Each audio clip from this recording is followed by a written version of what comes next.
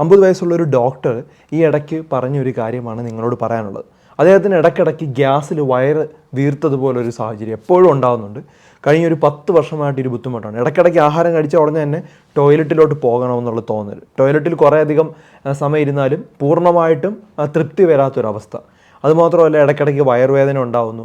താൽക്കാലികമായി കുറച്ച് നേരം ഒരു ആശ്വാസം കിട്ടുമെങ്കിലും ഒരു പൂർണ്ണമായ സംതൃപ്തിയില്ല. അതായത് ഇടയ്ക്കിടയ്ക്ക് വയറിളക്കം ഉണ്ടാകുന്നു, ചില സമയത്ത് മലബന്ധം ഉണ്ടാകുന്നു, ഇങ്ങനെ മാറി മാറി ഉണ്ടാകുന്ന ഒരു സാഹചര്യം. ഇദ്ദേഹത്തിന് ഡ്യൂട്ടിക്കൊന്നും കൃത്യസമയത്ത് വരാൻ പറ്റില്ല. കാരണം ആഹാരത്തിന് കഴിച്ചതിന് ശേഷം ഉടനെ ഹോസ്പിറ്റലിലോട്ട് ഇറങ്ങുവാണെങ്കിൽ അപ്പം തന്നെ വയറുവേദന ഉണ്ടാവും, അല്ലെങ്കിൽ വയറിളകാൻ തോന്നും. പുറത്ത് പോയി ആഹാരം കഴിക്കാൻ പറ്റത്തില്ല.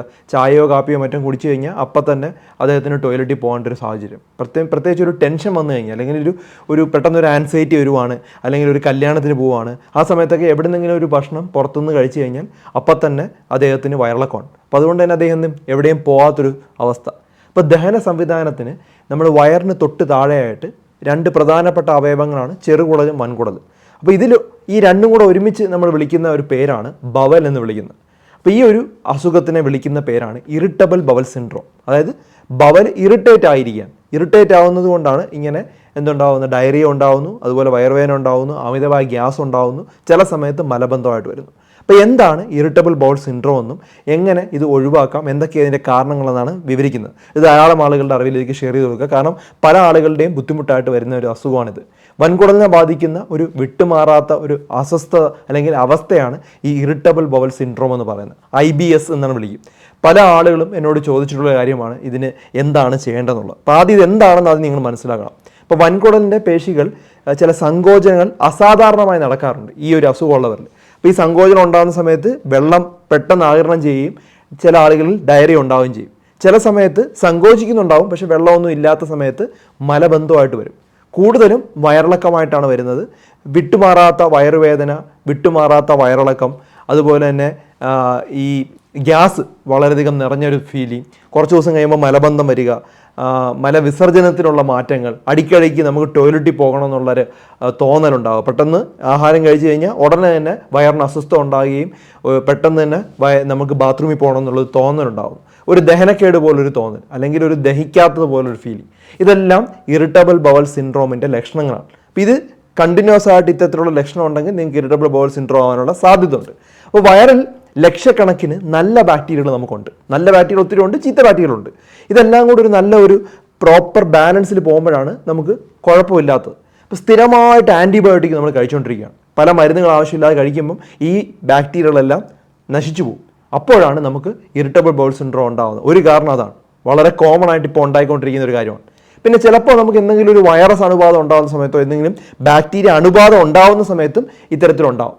പിന്നെ മാനസിക സമ്മർദ്ദം IBSൻ്റെ വളരെ പ്രധാനപ്പെട്ട ഒരു കാരണമാണ്. അതായത് ഭയങ്കര സ്ട്രെസ്സുള്ള ആളുകൾ, അതായത് നമ്മുടെ ബ്രെയിന്, മസ്തിഷ്കവും അതുപോലെ ദഹന വ്യവസ്ഥവുമായിട്ട് പല തരത്തിൽ അത് ബന്ധപ്പെട്ടിട്ടുണ്ട്. അതിന് പ്രോപ്പറായിട്ടുള്ള ആശയവിനിമയങ്ങൾ ഇടയ്ക്കിടയ്ക്ക് നടക്കുന്നുണ്ട്. അപ്പം പരസ്പരം, അതായത് ബ്രെയിനിൽ ടെൻഷൻ ഉണ്ടായി കഴിഞ്ഞാൽ ഈ പരീക്ഷയുടെ മുമ്പൊക്കെ വയറിളകുമെന്ന് തോന്നുന്നത് അതുകൊണ്ടാണ്.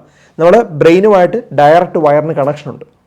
അപ്പോൾ ഇങ്ങനെ നമുക്ക് ടെൻഷൻ ആവുന്ന സമയത്തോ അല്ലെങ്കിൽ ഒരു മാനസിക സമ്മർദ്ദം കൺട്രോൾ ചെയ്യാൻ പറ്റാത്തതിനാണ് ഗട്ട് ബ്രെയിൻ ആക്സിസ് എന്നാണ് വിളിക്കുന്നത്, ഈ ഒരു നോർമൽ മെക്കാനിസത്തിന്.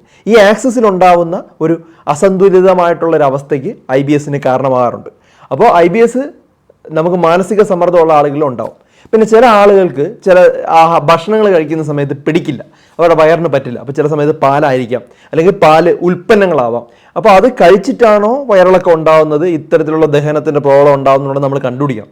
അത് ചിലപ്പോൾ ഗോതമ്പാവാം, ചിലപ്പോൾ ചില പഴങ്ങളാവാം, ചില സിട്രസ് നിറഞ്ഞ പഴങ്ങളാവാം. എല്ലാ ആളുകൾക്കും ഇതുപോലെ ഉണ്ടാകണമെന്നില്ല. പക്ഷെ ചില ആഹാരം കറക്റ്റായിട്ട് അത് കണ്ടെത്തി ഒഴിവാക്കി കഴിഞ്ഞാൽ ചിലപ്പം IBS പൂർണ്ണമായിട്ട് മാറുന്നതായിട്ട് കാണാം. അപ്പോൾ 4 കാരണങ്ങളാണ് ഞാൻ കോമൺ ആയിട്ട് പറഞ്ഞത്. ജീവിതശൈലി മാറ്റങ്ങൾ വരുത്തി കഴിഞ്ഞാൽ ഇതിൻ്റെ അകത്ത് നല്ല വ്യത്യാസങ്ങൾ ഈ അസുഖത്തിന് വരുത്താൻ പറ്റുമോ എന്നുള്ള മനസ്സിലാക്കുക. അപ്പോൾ അതിനായിട്ട് നമ്മൾ സ്ട്രെസ്സ് കുറയ്ക്കാനുള്ള കാര്യങ്ങൾ മാക്സിമം ചെയ്യുക. കാരണം നമുക്ക് വിചാരിക്കും നമുക്ക് സ്ട്രെസ് ഇല്ല. സ്ഥിരമായിട്ട് വ്യായാമം ചെയ്യുക, 30 മിനിറ്റ് മുതൽ 40 മിനിറ്റ് ചെയ്യുക. ധാരാളം പച്ചക്കറികളും അതുപോലെ പഴങ്ങളും ശുദ്ധമായി കഴിച്ചു തുടങ്ങുക. പതുക്കെ കൂട്ടാവും, ഒറ്റയടിക്ക് കൂട്ടരുത്. പിന്നെ പ്രോബയോട്ടിക്, നമുക്ക് പറ്റുമെങ്കിൽ തൈര്, കുഴപ്പമില്ലെങ്കിൽ തൈര് കഴിച്ചു തുടങ്ങുക സ്ഥിരമായിട്ട്. അതുപോലെ പ്രോബയോട്ടിക്, തൈര് കഴിക്കാൻ പറ്റാത്ത വ്യക്തികളാണെങ്കിൽ പ്രോബയോട്ടിക്കിൻ്റെ ക്യാപ്സൂൾസ് അവൈലബിൾ ആണ്. അത് ഡോക്ടറോട് ചോദിച്ചത് കഴിക്കാമെന്ന് നോക്കുക, കൃത്യമായി കഴിക്കുക. ആവശ്യമില്ലാതെ ആൻറ്റിബയോട്ടിക്കുകൾ അതൊക്കെ ഒഴിവാക്കുക. നല്ലോണം മെഡിറ്റേറ്റ് ചെയ്യുക, മനസ്സിനെ ശാന്തമാക്കാൻ വേണ്ടി മെഡിറ്റേറ്റ് ചെയ്യുക. അതുപോലെ നമ്മൾ ചെറിയ ചെറിയ രീതിയിൽ ആഹാരം കഴിക്കുക. ഒറ്റയടിക്ക് ആഹാരം കഴിക്കാതെ ചെറിയ രീതിയിൽ ആഹാരം കഴിക്കുന്നത് നല്ലതാണ്. പിന്നെ നമുക്കിപ്പോൾ യാത്ര ചെയ്യണം എന്ന് തോന്നുവാണ്, അല്ലെങ്കിൽ ഒരിടത്ത് പോകണമെങ്കിൽ ഒരു 1.5 മണിക്കൂർ 2 മണിക്കൂർ മുമ്പ് ആഹാരം കഴിക്കുക. അത് വളരെ നല്ലതാണ്. ഒരു ധൃതി വയ്ക്കുമ്പോഴാണ് നമുക്ക് നമ്മുടെ ബ്രെയിനുമായിട്ടുള്ള ഒരു കണക്ഷൻ കൂടുതൽ വരുന്നതും വയറിളകാൻ തോന്നുന്നു. അതുപോലെ അത്തരത്തിലുള്ള സാഹചര്യങ്ങൾ ഒഴിവാക്കുക എന്നുള്ളതാണ് ഏറ്റവും പ്രധാനപ്പെട്ടത്. നമുക്ക് ഏത് ആണ് ട്രിഗർ ഫാക്ടർ എന്ന് മനസ്സിലാക്കാം. ആൻസൈറ്റി ആണോ, അതോ ടെൻഷൻ ആണോ, അതോ ചില പാലുൽപ്പന്നങ്ങളാണോ, പാലാണോ, ചില ആഹാരം ഗോതമ്പാണോ, സിട്രസ് ഫ്രൂട്ട്സ് ആണോ, ഇതിലേതെങ്കിലും ഒന്നാവാം അല്ലെങ്കിൽ രണ്ടാവാം. അത് കറക്റ്റായിട്ട് കണ്ടെത്തി അതിനെ മാറ്റി നിർത്തുകയാണ് നല്ലത്. പല മരുന്നുകളുണ്ട്, പക്ഷെ അത് താൽക്കാലികമായി കൺട്രോൾ ചെയ്യാൻ മാത്രമേ പറ്റുള്ളൂ, അല്ലാതെ പൂർണ്ണമായിട്ട് മാറ്റുന്ന മരുന്നുകളൊന്നും കണ്ടെത്തിയിട്ടില്ല. അപ്പോൾ പല വ്യക്തികൾക്കും ഇത് സ്ഥിരമായിട്ടുണ്ടാവും. എനിക്കറിയാവുന്ന ഒരു വളരെ ക്ലോസ് ആയിട്ട് എൻ്റെ ഒരു ഫ്രണ്ടിനുണ്ട്. അദ്ദേഹത്തിന് വലിയ ബുദ്ധിമുട്ടാണ്, പക്ഷേ എപ്പോഴെപ്പോഴും റെസ്പിറേറ്ററി ഇൻഫെക്ഷൻ വരുന്നത് കൊണ്ട് ഇടയ്ക്കിടയ്ക്ക് ആൻറ്റിബയോട്ടിക് ഇങ്ങനെ കഴിച്ച് വയറിൻ്റെ ആ ഒരു മ്യൂക്കോസ പോവുകയും അത് കാരണമാണ് അദ്ദേഹത്തിന് ഇറിറ്റബിൾ ബൗൾ സിൻഡ്രോം എത്തിയത്. ഇപ്പോൾ ഇറിറ്റബിൾ ബൗൾ സിൻഡ്രോം കാരണം പല മറ്റ് ബുദ്ധിമുട്ടുകൾ സഹിച്ചുകൊണ്ടിരിക്കുകയാണ്. അപ്പോൾ ഇത്തരം ആളുകൾക്ക് ചെയ്യേണ്ടത് എന്താണ്? പ്രോബയോട്ടിക്കുകൾ കഴിച്ച് അത് നോർമലൈസ് ചെയ്യുക. ആവശ്യമില്ലാതെ ഈ ആൻറ്റിബയോട്ടിക്കുകൾ കഴിക്കാതിരിക്കുക. ഇനി അഥവാ അതിനുശേഷവും IBS നിലനിൽക്കുന്നുണ്ടെങ്കിൽ കൃത്യമായിട്ട് അത് ഏതാണെന്ന് കണ്ടെത്തി ഒഴിവാക്കുക. ഈ IBS ഉള്ള ആളുകൾക്ക് എങ്ങനെ ആഹാരത്തിൽ എന്തൊക്കെയാണ് ഒഴിവാക്കേണ്ടത്, അതുപോലെ ഏതൊക്കെ ആഹാരങ്ങളാണ് ഫോളോ ചെയ്യേണ്ടതെന്ന് ഞാൻ ഡീറ്റെയിൽ ആയിട്ട് ചെയ്യാം. കാരണം അതൊരു 4-5 മിനിറ്റ് സംസാരിക്കാനായിട്ടുണ്ട്. അത് ഉടനെ തന്നെ ഞാൻ ഒരാഴ്ചക്കകത്ത് തന്നെ ആ ഒരു ഡീറ്റെയിൽ ആയിട്ട് ആ ഒരു വീഡിയോ പറയാം. അത് നല്ലൊരു ഡയറ്റ് പ്ലാനാണ്. അത് ഫോളോ ചെയ്ത് കഴിഞ്ഞാൽ IBSന് വളരെ എഫക്റ്റീവ് ആയിട്ടുള്ളൊരു മാർഗ്ഗമാണ്. ഇനി വെള്ളം ധാരാളം കുടിക്കണം. ഇത്ര ആളുകൾ 8 ഗ്ലാസ് എങ്കിലും കുടിച്ചിരിക്കണം. ഞാൻ എപ്പോഴും പറയുന്ന ഒരു കാര്യമാണ് 25 കിലോയ്ക്ക് 1 ലിറ്റർ വെള്ളം എന്നുള്ള കണക്ക്. ഒരു 75 കിലോ ഒക്കെ ഉണ്ടെങ്കിൽ ഒരു 3 ലിറ്റർ വെള്ളം കുടിച്ചിരിക്കണം. അപ്പോൾ ഈ രീതിയിലൊക്കെ നമ്മൾ ശരീരത്തിന് മാറ്റം വരുത്തുകയും മനസ്സിനെ കൺട്രോൾ ആക്കുകയും മാനസിക സമ്മർദ്ദം കുറയ്ക്കുകയും ചെയ്തു കഴിഞ്ഞാൽ നമ്മൾ IBS കൺട്രോൾ ചെയ്യാൻ പറ്റുന്നൊരു അസുഖമാണ്. നമ്മുടെ കൂടുതൽ ഇതിനെക്കുറിച്ച് ചിന്തിച്ച് കൂടുതൽ ആവലാതി കാണിച്ചു കഴിഞ്ഞാൽ ഇത് കൂടുതൽ പ്രോബ്ലമാറ്റിക്കായിട്ട് വരും. അതായത് നമ്മളിതിനെക്കുറിച്ച് ഭയങ്കര വിഷമിച്ച് കൂടുതൽ കൺട്രോൾ ചെയ്യാനായിട്ട് നോക്കിയാൽ അത് കൂടുതൽ പ്രശ്നമാകും. ഞാൻ നേരത്തെ പറഞ്ഞ പോലെ കണക്ഷൻ കൂടും. അപ്പോൾ ഈ ഒരു കാര്യം വളരെ വ്യക്തമായിട്ട് മനസ്സിലാക്കുക. കുട്ടമ്പായിക്ക് ഈ IBS കിട്ടണമെന്ന് അദ്ദേഹം പ്രാർത്ഥിച്ചുകൊണ്ടിരിക്കുകയാണ്. എന്തിനാണെന്നറിയോ? കാരണം വയറിളകി കഴിഞ്ഞാൽ വണ്ണം വെക്കില്ലോ എന്ന് കരുതിയിട്ടാണ്. പക്ഷെ അത് തികച്ചും തെറ്റായിട്ടുള്ള കാര്യമാണ്. ഭയങ്കര ബുദ്ധിമുട്ടുള്ളൊരു അസുഖമാണ് വയറുവേദന, അതുപോലെ വയറെരിച്ചൽ, വയറിൽ ഗ്യാസ് നിറഞ്ഞ പോലുള്ളൊരു ഫീലിംഗ്, നമുക്കൊരു ശ്വാസതടസ്സം പോലെയൊക്കെ തോന്നുന്ന വളരെ ബുദ്ധിമുട്ടുള്ളൊരു അസുഖമാണ് IBS.